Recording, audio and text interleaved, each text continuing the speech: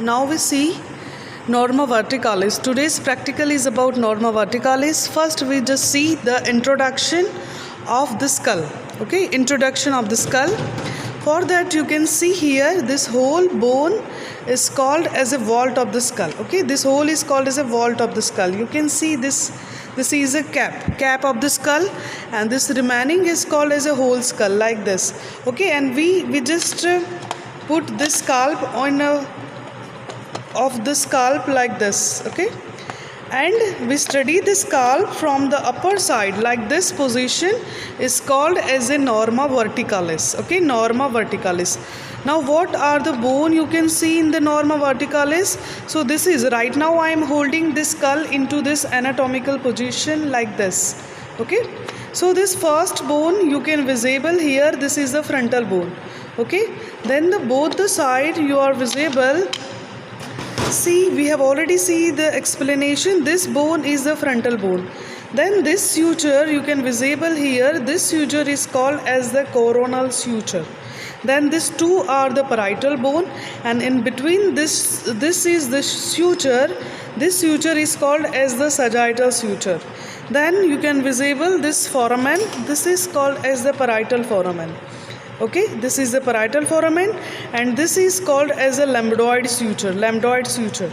Okay, and this point is called lambda. When this sagittal suture and the lambdoid suture they meet with each other, this point is called lambda, and this bone is called occipital bone.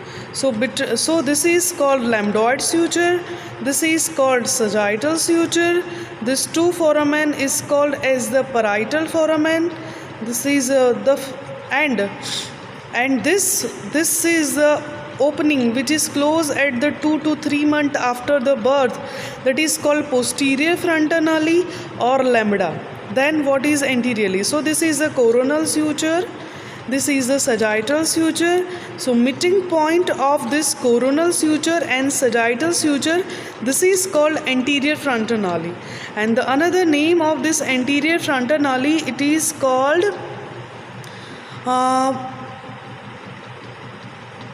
bregma, and it is close at the 18th month of our life. And what is the clinical importance of this anterior frontanale? So in the children it open up to the 18th month, so it can be used. So whenever the child is suffering from dehydration, this anterior frontanale get depressed.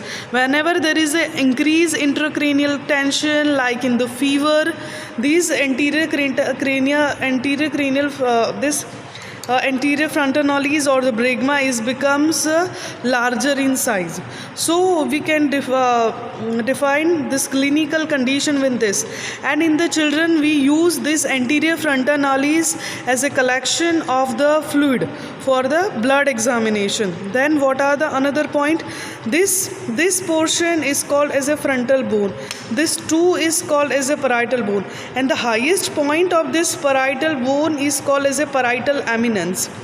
Highest point or the maximum convexity in this parietal bone is called as a parietal eminence.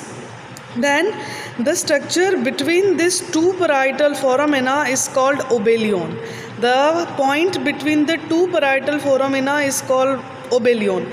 Then the highest point of this sagittal suture is called as the vertex. Okay, so the bone you can visible here, frontal bone, two parietal bone, this is the occipital bone. Then some introduction we see, and this interior is called as the interior of the skull.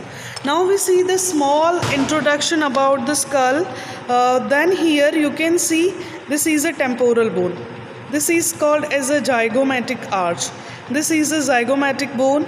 Again this is a orbital socket. This whole is called as a orbital socket. This is the remaining part of the frontal bone. Okay, then this structure is called as the this thing what we are studying in this position is called norma frontalis. Again it is a different video. Again this is today we have seen the scalp. So this is the supraorbital and this is the supratrochlear notch.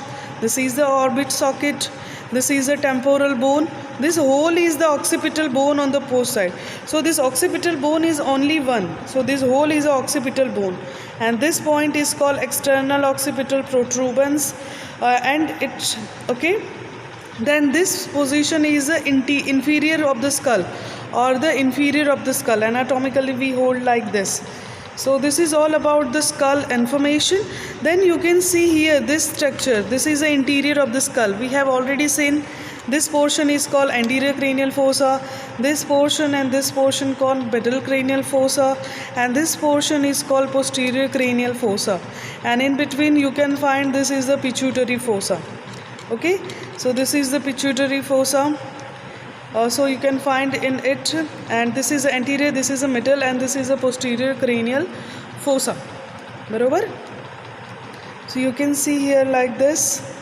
So these are the foramina which is lineates. So detail about it we see one by one as the lecture is goes on. So this is all about the introduction of Norma verticalis. Please read from the book today only. Okay.